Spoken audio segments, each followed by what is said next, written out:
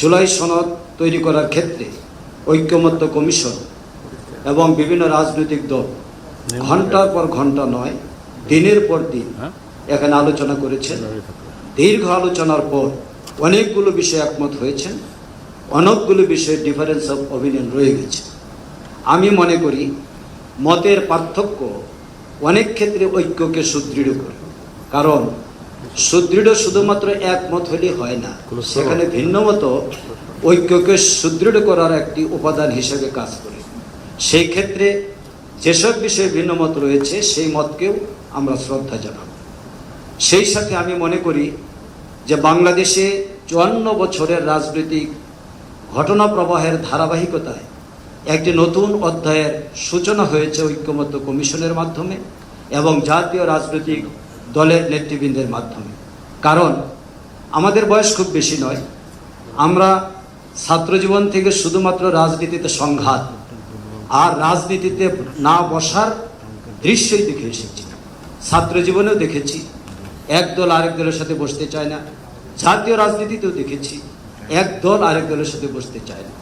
এটা শুধুমাত্র তাদের মধ্যে সীমায়িত হয় নাই, জনগণের মধ্যেও এটা ছড়িয়ে পড়েছিল।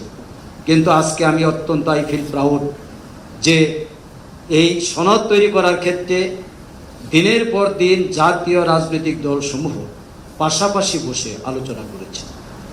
যারা আদর্শিকভাবে পরস্পরের প্রতি বিশ্বাস নেই তারাও একসাথে বসেছে। সুতরাং সনদ তৈরির এই ধারা বাংলাদেশের রাজনৈতিক সংস্কৃতির পরিবর্তনের একটি শুভ সূচনা করবে ইনশাআল্লাহ। এই জন্য এটিও একটি ঐতিহাসিক ঘটনা হিসেবে চিহ্নিত হয়ে থাকবে। আজকে বিস্তারিত আলোচনার কোনো অবকাশ নেই, কারণ আমরা অনেক পয়েন্টে একমত হয়েছি, অনেক পয়েন্টের নোট অফ ডিসিশন রয়েছে, সেগুলি জাতির সামনে উপস্থাপিত হয়ে গেছে।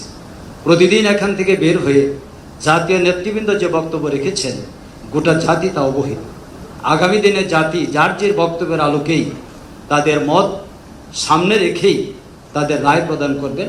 এখানে আমাদের হেজিটেশনের কোনো কারণ নেই, জনগণের কাছেই আমাদের ফিরে যেতে হবে। আজকে আমি বলবো যে জুলাই সনদ তৈরির ক্ষেত্রে যেসব পয়েন্টে একমত হয়েছি আমরা সেগুলো নিয়েই সনদে স্বাক্ষর করতে যাচ্ছি। এই সনদ স্বাক্ষরের পর আইনি ভিত্তি দেওয়ার জন্য যে গণভোটের কথা বলা হয়েছে, আমার দলের স্পষ্ট বক্তব্য আমরা এটি পূর্বে পেশ করেছি।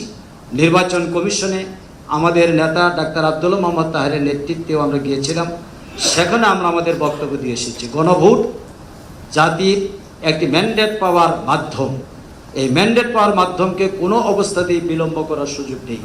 আমাদের বক্তব্য হচ্ছে নভেম্বরের মধ্যে গণভোট আয়োজন করে জুলাই সনদকে আইনি ভিত্তি দিয়ে এর ভিত্তিতে পরবর্তী কার্যক্রম পরিচালনা করতে হবে। আমরা আশা করি জাতি সেই অপেক্ষায় আছে এবং সেই ঐতিহাসিক শুভ মুহূর্তে আমরা এখানে উপস্থিত হয়ে বক্তব্য রাখার সুযোগ পেয়ে আমি আপনাদের প্রতি দলের পক্ষ থেকে আন্তরিক কৃতজ্ঞতা জানাচ্ছি। আসসালামু আলাইকুম ওয়া রাহমাতুল্লাহ।